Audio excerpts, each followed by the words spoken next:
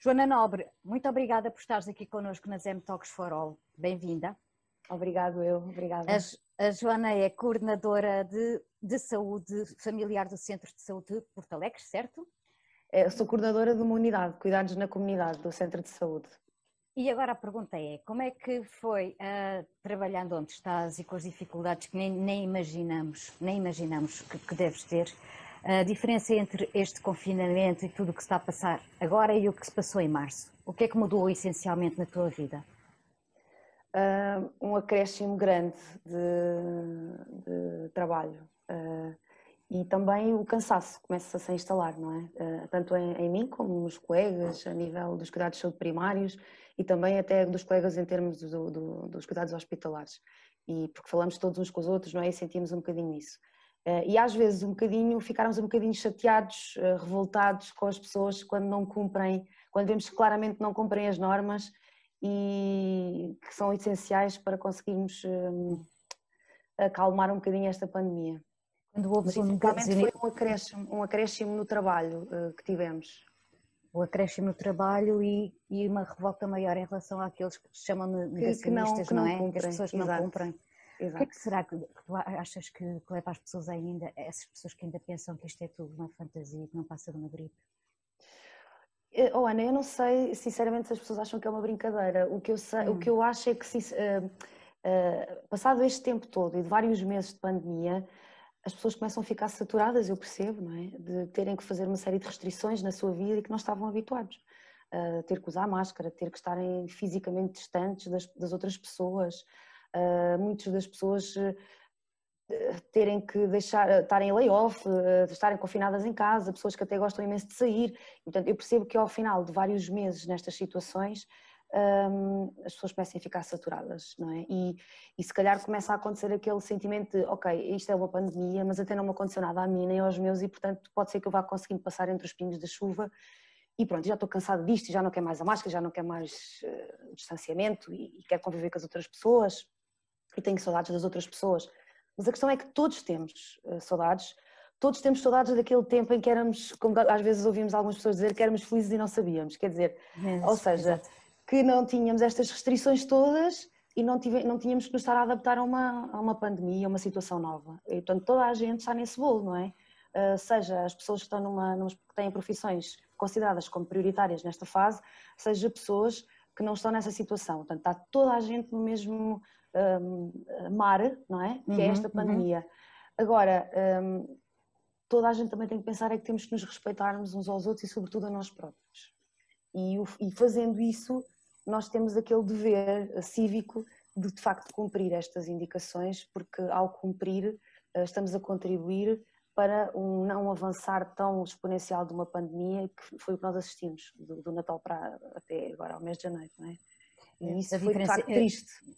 Desde da outra vez até agora, mesmo em termos de sofrimento psicológico e tudo das famílias, já não só da parte individual de famílias, mas também dos profissionais, isto tem a dizer para crescer. Portanto, em termos de problemas identificados, quais é que tu achas, pelo menos no teu entender, o que é que têm sido os maiores problemas se formos a comparar entre uma altura e esta altura que estamos a viver agora? Dos profissionais de saúde ou da população em geral? Profissionais de saúde, das duas coisas já agora, se quiseres. Sim, eu acho que dos profissionais de saúde, ao início é claro que a maioria dos profissionais são pessoas, não é? E tal e qual, mas outras, e não é por serem profissionais que não têm medos, receios, angústias e portanto ao início... Então ainda é mais sujeitos a isso, mais stress ainda. Estávamos assustados como toda a gente estava. É claro que temos o dever de ter uma compreensão um bocadinho diferente acerca das situações relacionadas com a área da saúde, não é? E temos o dever de passar mensagens corretas e de tranquilidade às pessoas dentro daquilo que é o caos instalado, pronto. E, portanto, ao início também tivemos receios e medos, como toda a gente teve, não é? Portanto, tivemos que arranjar estratégias para ultrapassar esses receios. Que foram quais? De uma maneira ou de outra.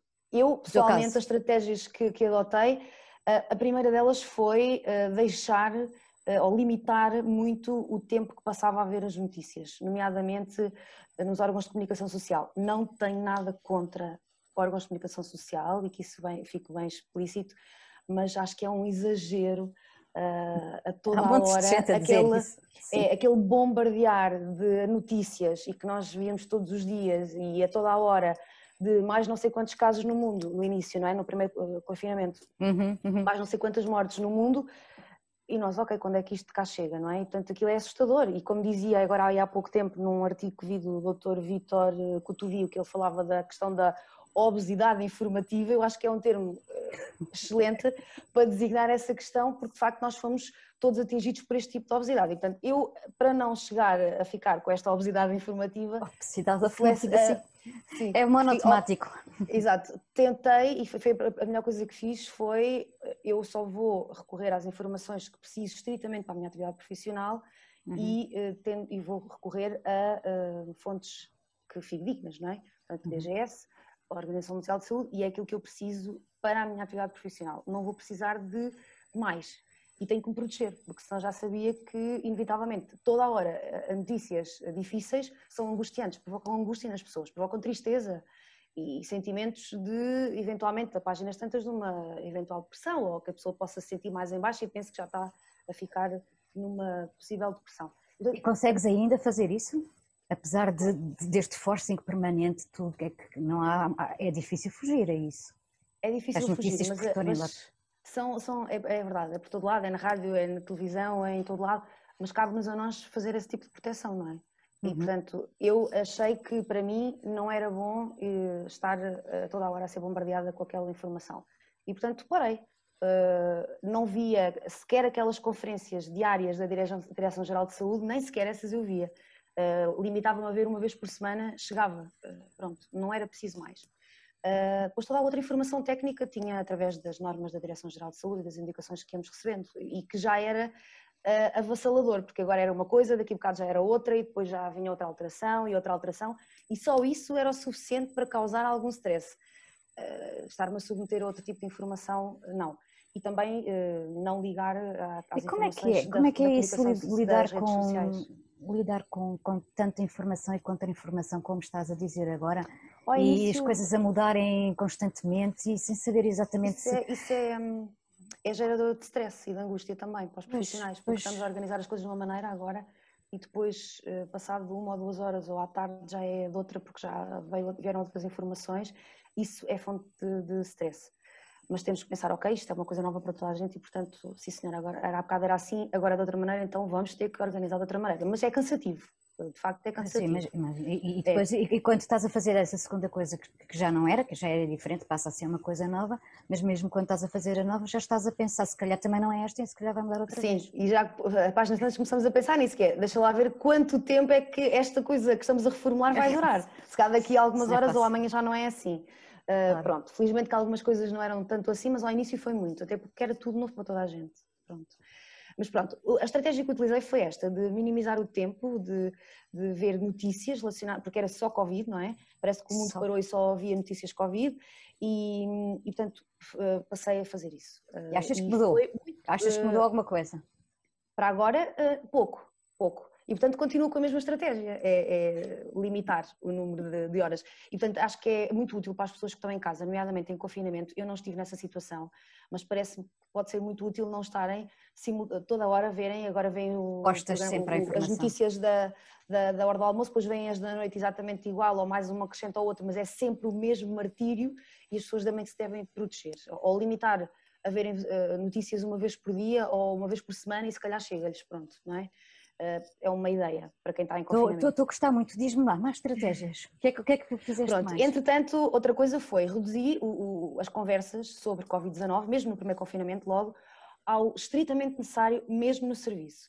E quando eu achava que os próprios colegas já estavam a dizer, olha, se calhar já estamos a abusar um bocadinho nas conversas, cá podíamos mudar de assunto. E começámos a fazer muito isto, aquela que se apercebia que estávamos, a colega que se apercebia que estávamos já a abusar um bocadinho, sugeria isto, ou pronto, se percebíamos claramente que a colega precisava de falar sobre o assunto, fazíamos aquela escuta ativa, mas depois dizíamos, pronto, agora vamos mudar de assunto. E conseguiam. Bem importante, conseguíamos, e acho que isso nos faz bem, porque senão passa a ser o nosso dia de trabalho, às 8 horas, às 12 horas, as horas que sejam, só sobre Covid, e isso é violento. Há outras coisas que temos que cuidar, e portanto não é só Covid, o Covid é uma uma parte que aconteceu e que tivemos que nos adaptar e lutar, mas há mais coisas para além da Covid, não é? Ok, pois, E, não é? Muito mais e que ficam esquecidas e não podem ficar. Pronto, e portanto reduzir as conversas sobre Covid, ao mínimo mesmo em casa, é fundamental. E aconselho essa estratégia porque é importante, tanto no local de trabalho como na vida pessoal. Pronto, fala-se o que tem que se falar e depois, ok, vamos mudar de conversa e há outros assuntos importantes que temos que falar. Às vezes, coisas sem jeito nenhum, mas isso é muito mais importante do que estarmos a martirizar-nos com notícias de uma pandemia, não é? Pronto. Depois é importante também manter as relações saudáveis entre família e amigos. É claro que há distância e essa adaptação temos que fazer, mas que sejam saudáveis, que se mantenham saudáveis o máximo que se possam. E portanto, ainda que nos custe a todos estar longe dos nossos pais ou não sei para quem tem filhos, dos filhos ou o que seja, avós, pronto, mas temos que fazer esse sacrifício e arranjar alternativas, telefonar mais vezes, fazer videochamadas, se for possível, e no sentido de manter as manter uma relações maior saudáveis, comunicação, claro. a dizer, estamos aqui todos uns para os outros e vamos esperar para que, de facto, em breve possamos estar outra vez todos juntos. Não sabemos se da mesma maneira que era possível, mas estarmos todos juntos, isso é o mais importante e com saúde. Pronto. E manter muito esta atitude mais positiva perante este caos, não é? Pronto, isso foi outra estratégia. Depois, comigo funciona muito bem para me aliviar um bocadinho do stress diário e das ansiedades que nos vão atacando ao longo da vida. A mim funciona muito bem como técnica de relaxamento ler, mas não é leitura científica, obviamente, não é? Ler um livro Não sei, sobre... podia ser. Não, mas essa literatura tem que ficar reservada para outras alturas. Quando é para relaxar, não pode ser. Eu não acredito que alguém consiga relaxar a ler literatura científica. Pode gostar muito, mas não é para relaxar, com certeza. Agora, ler para mim sempre foi uma estratégia muito boa, desde sempre. E o que é que está na tua mesinha de cabeceira agora? Olha, neste momento está um autor que eu ainda não tinha comprado nada para ler e que tive curiosidade, que é o Jeffrey Archer, o último livro que ele lançou, que é Quem Não Arrisca. Pronto. E, portanto, é uma história acerca de um jovem que quer ser policial e investigador e, portanto, esse tipo de leitura a mim relaxa-me imenso, porque estou imbuída naquela história, estou concentrada naquela história, desligo do resto do mundo e o cérebro descansa. Isto pode parecer um contrassenso de eu quero descansar o cérebro e estou a ler, mas não, a verdade é que isto resulta com muitas pessoas e eu sou a prova viva de que isso resulta. Claro, claro, e, portanto, que aconselho... é, porque estás com a cabeça no outro lado, não é? Claro, Portanto, a viajar.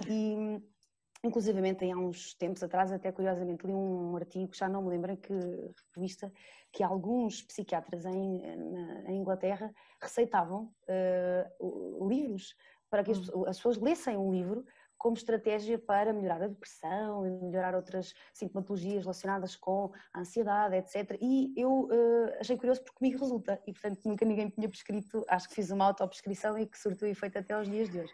E, portanto, mas sabes que há aconselho. outra também que já fazem lá e é mesmo prescrito, que é o contacto com a natureza.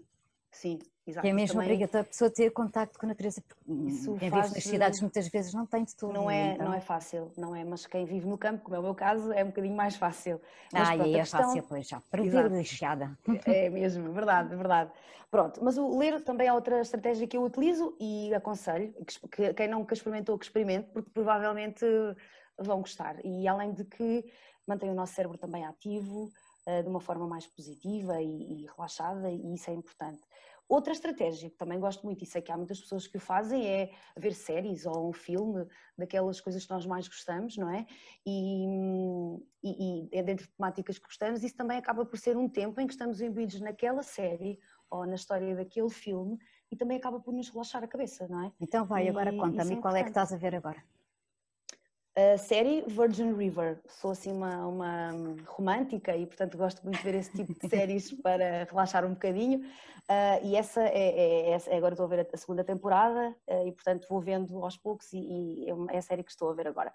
O filme, o último que vi foi, já tinha visto o cinema e vi há pouco tempo, voltei a ver, o Mamma Mia, o Here We Go Again, e portanto é sempre também um musical interessante e que nos deixa bem dispostos. Tanto o primeiro como o segundo, os dois.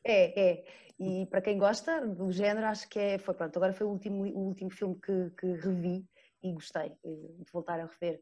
Depois, acho que há outra coisa que nos faz bem, e para quem nunca experimentou pode experimentar, e é uma técnica que eu utilizo também, que é fazer algumas sessões de relaxamento. E não precisamos de ir a lado nenhum, em casa, com as tecnologias que temos hoje em dia à nossa disposição, inclusivamente até gratuitas, podemos fazer sessões de relaxamento de 15 minutos, de meia hora, e durante aquele tempinho, e resulta, fazer aqueles exercícios de respiração, de fechar os olhos, isto é uma coisa que resulta imenso. E portanto, quem nunca experimentou, eu aconselho a experimentar, porque resulta mesmo, e sobretudo naqueles momentos em que estamos mais angustiados ou mais estressados ou mais nervosos, é algo que resulta, e que Sobretudo nessa altura, quanto mais, pois. Mesmo, e se a pessoa fizer com alguma frequência, sente-se melhor, bem, e não precisa estar a recorrer a outras coisas, e aquilo é o suficiente. Muitas vezes, às vezes, passar a ser rotina, não é? Pode passar a ser uma rotina. Começa a criar aquele hábito, não é? E isso é uma coisa positiva também, e que as pessoas podem experimentar, tanto quem está a trabalhar nestas fases de confinamento, como quem está em casa. Porque acredito que quem esteja em casa muitas vezes tenha momentos de monotonia, frustração, sei lá, de preocupação, de angústia, e nesses momentos eu acho que é a altura ideal para, ok, vou buscar aqui ao YouTube ou outro sítio qualquer, ou uma aplicação gratuita, e vou fazer uma sessão de relaxamento. E agora vou fechar aqui esta porta deste quarto, ou onde seja, procurar um local confortável, e durante 15 minutos, pelo menos, o mínimo tem que ser mesmo 15 minutos, vou tirar este tempinho para mim e vou relaxar, vou respirar, vou relaxar todos os músculos do meu corpo, fazer aquele relaxamento guiado que algumas pessoas fazem, e é muito importante, e faz bem, faz bem.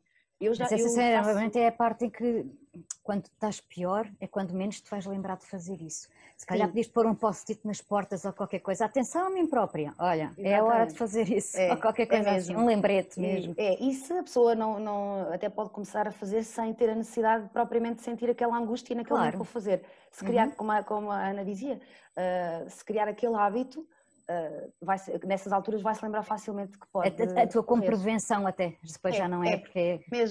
É mesmo. Como um exercício, outro exercício qualquer, como as pessoas que fazem exercício físico regularmente, não é? 2 vezes por semana, 3 vezes por semana, ok, então eu posso fazer uma sessão de relaxamento também, e vou cuidar de mim próprio, do meu corpo, da minha mente, porque faz falta aquele relaxamento também.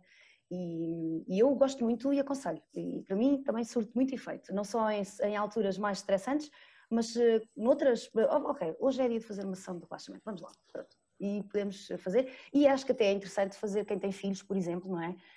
Também pode aproveitar e fazer uma sessão de relaxamento deste sentido, todos juntos, cada um no seu colchão. Sim, em conjunto, em família. Vamos aproveitar e vamos fazer esta sessão de relaxamento que vai ser bom para todos. E se calhar evita algumas crises familiares, digo eu, não é? E aquele stress dos pais quando os miúdos estão imparáveis, e se calhar é preciso pararmos todos um bocadinho. Sim, tudo para aqui fazer agora isto. Vamos lá embora. Exato. Se resultar durante 5 minutos é o suficiente. Às vezes para os miúdos não é muito fácil, mas que 5 minutos que eles estejam sossegadinhos, e é importante, e é bom, e é mais um momento em família que conseguimos passar de qualidade, positivo, não é? Que não seja de conflito, ou que em algumas situações sabemos que existem alguns conflitos familiares. Claro, pois as pessoas estão em casa fechadas e ficam cansadas. E então podem aproveitar.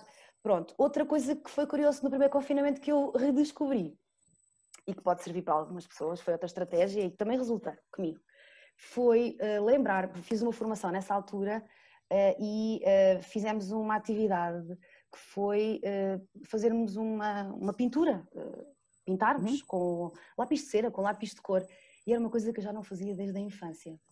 E achei tão relaxante naquele bocadinho, porque estava tão distraída a fazer aquela atividade, que pensei, bom, isto é uma boa solução, uma boa estratégia também para aqueles momentos em que eu estiver um bocadinho mais estressada com aquilo que vimos do trabalho, mais estressados com problemas, com coisas, e vou dispersar ali um bocadinho e voltar a pintar. Então comprei uma caixinha de lápis, não eram muitos lápis, basta poucas cores, pronto.